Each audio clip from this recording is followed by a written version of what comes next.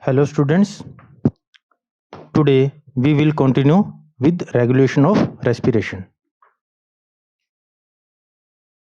In regulation of respiration, we will study how the breathing rate is controlled, how the rate and rhythm of the breathing is controlled. Students, in our day-to-day life, normal breathing is controlled by a neural system in our body. आप देखते हैं day to day life में rest के time हमारी breathing requirements अलग होती है और जब हम एक्सरसाइज कर रहे होते हैं तब ब्रीदिंग रिक्वायरमेंट्स अलग होती है. When we are exercising, our respiratory rate is increased. So this respiratory rate is controlled by a neural pathway in our body. So we will study about that neural pathway.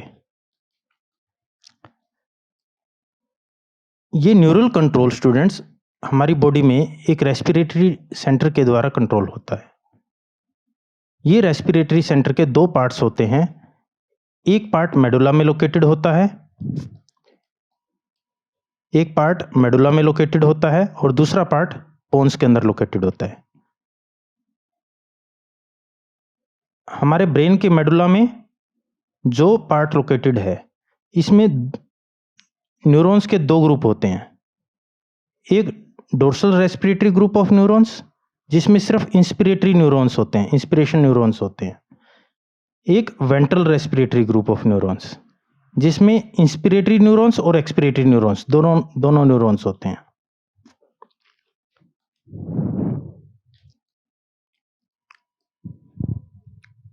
A specialized center present in the medulla region of the brain called respiratory rhythm center. जो medulla में जो center present है उसको बोलते हैं respiratory rhythm center. That is primary responsible for the regulation.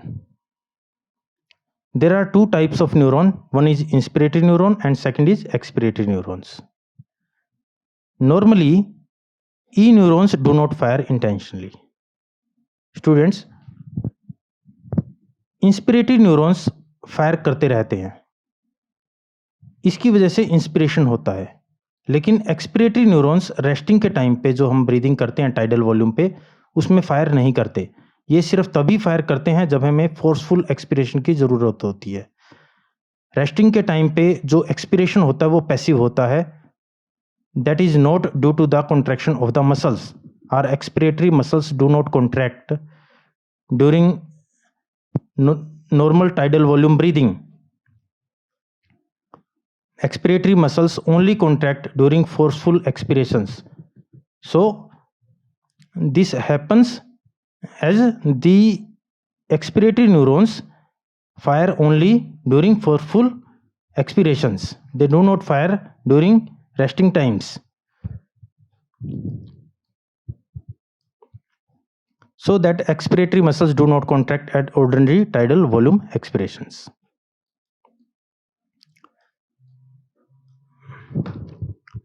ये students medullary centre के बारे में था जिसमें दो टाइप के न्यूरॉन होते हैं, एक इंस्पिरेटरी न्यूरॉन्स, एक एक्सपिरेटरी न्यूरॉन्स. जब इंस्पिरेटरी न्यूरॉन्स फायर करते हैं तो इंस्पिरेशन स्टार्ट हो जाता है, और जब इंस्पिरेटरी न्यूरॉन्स फायर करना बंद कर देते हैं तो एक्सपिरेशन स्टार्ट हो जाता है.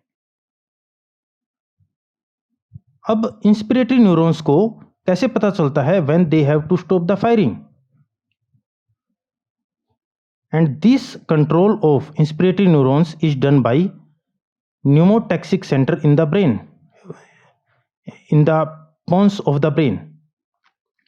पोन्स के अंदर एक न्यूमोटैक्सिक सेंटर होता है जो जब फायर करता है, जब सिग्नल भेजता है तो इंस्पिरेटरी न्यूरॉन्स फायर करना बंद कर देते हैं. Whenever pneumotaxic center will send signal to the inspiratory neurons, they will stop firing. And when they will stop firing, expiration will begin. When pneumotaxic center of pons will stop firing, inspiratory neurons will start firing and inspiration will become big. So this causes the rhythm of inspiration and expiration. Another center present in the pons region of the brain is called pneumotaxic center that can moderate the functions of the respiratory rhythm center. When the inspiration reaches its peak, neural discharges from pneumotaxic center reach inspiratory neurons of medulla respiratory center and inhibits their activity, leading to cessation of inspiration. Students, मैं दोबारा repeat कर रहा हूं, जब pneumotaxic centre fire करता है तो जो इंस्पिरेटरी न्यूरॉन्स है मेडुलरी रिदम सेंटर में वो फायर करना बंद कर देते हैं और एक्सपीरेशन स्टार्ट हो जाता है। और जब ये न्यूमोटैक्सिक सेंटर फायर करना बंद कर देता है तब ये इंस्पिरेटरी न्यूरॉन्स फायर करना स्टार्ट करते हैं और इंस्पिरेशन स्टार्ट हो जाता है। So this maintains the rhythm of inspiration and expiration.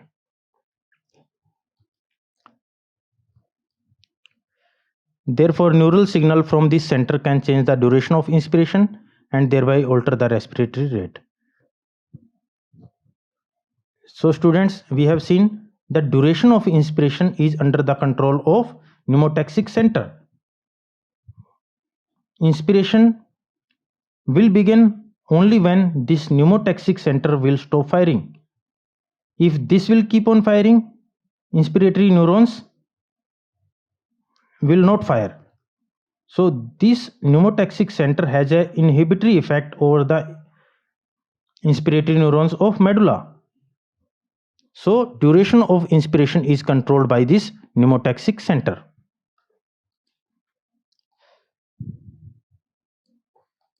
Students,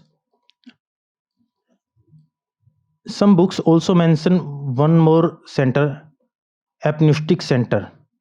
But about this apneustic center, there are certain uncertainties and there is not confirmation about the presence of this apneustic center. So we will not discuss it here.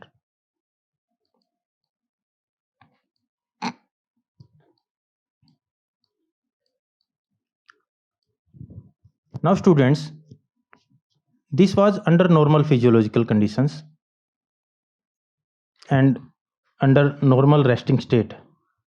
But whenever the demand of oxygen is increased or whenever more carbon dioxide is produced in our body, for example during exercise, then how the respiratory rate is changed. Now for that reason, there are two sensitive areas, one in the medulla and second in the aortic arc and carotid artery. These two areas, one in the medulla and one in the peripheral arteries, these two centers are chemosensitive. They are sensitive to chemical changes in the blood. So they will sense the concentration of carbon dioxide and hydrogen ions in the blood and will send signal to the medullary center to make necessary changes in the respiratory rate and rhythm so that the requirements of the body may be met.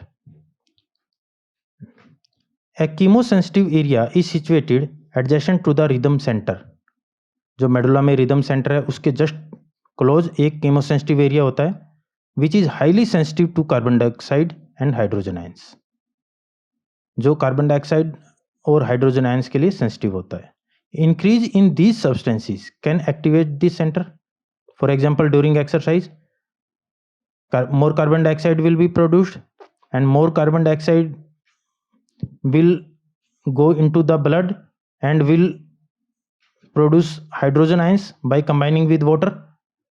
So when more carbon dioxide is produced, more hydrogen ion concentration is in the blood, and this high carbon dioxide and high hydrogen ion concentration will stimulate the chemosensitive area. Increase in these substances can activate the center, which in turn can signal the rhythm center. Rhythm center is in medulla to make necessary adjustments in respiratory process by which these substances can be eliminated. so that these carbon dioxide and high hydrogen ions may be eliminated. Now students,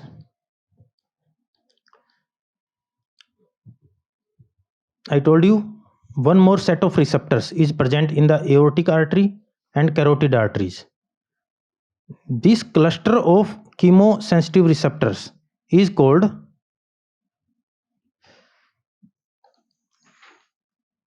carotid body and aortic body. The cluster of chemosensitive receptors present in carotid artery is called carotid body, and the cluster of chemosensitive receptors present in aortic arc is called aortic body. Receptors associated with aortic arc and carotid artery can also recognize changes in carbon dioxide and hydrogen ion concentration, and they also send necessary signals to the rhythm center for remedial actions, means for making adjustments in the respiratory rate. The role of oxygen in the regulation of respiratory rhythm is quite insignificant. Students, these chemoreceptors are more of sensitive for carbon dioxide and hydrogen ion concentration, and concentration of oxygen in the blood makes no stimulation of these chemoreceptors. So the role of oxygen is insignificant in regulation of respiration. Now we will study about disorders of respiratory system. First we will study about asthma.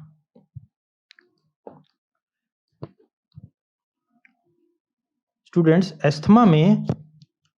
Asthma एक allergic disease है जिसमें dust particles है, pollens है, उनके लिए हमारे जो bronchi है वो ज़्यादा सेंसिटिव हो जाते हैं.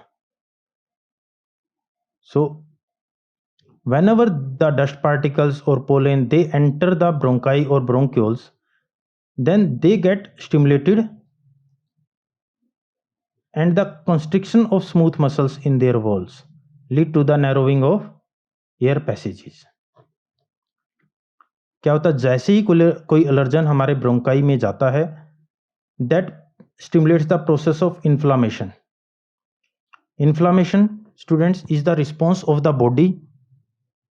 Inflammation is the response of the body to deal with harmful stimulus. That harmful stimulus could be microbe in the form of virus or bacteria, that could be some injury, or that could be some foreign material. Just like in case of asthma, the harmful stimulus is foreign material. So our bronchi becomes stimulated with that foreign material, and when our immune system, जो हमारी body का immune system है, that will get stimulated by this foreign material, that will produce a response that is called inflammation. And students, in inflammation there is swelling of the inner wall of the bronchi.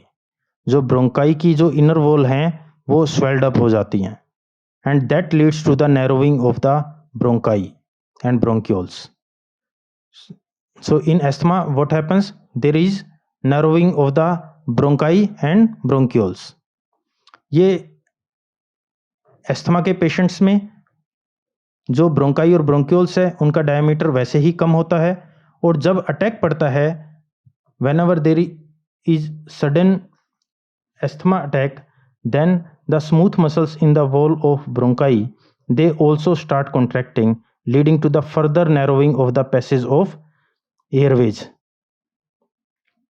And students, when these passages get narrowed in asthmatic patients, first due to inflammation and second due to the contraction of smooth muscles in the wall of the bronchi, then when air passes into these airways, that produce the sound of wheezing. Just like we whistle, when air will pass through the narrow airways, that will produce the sound of wheezing.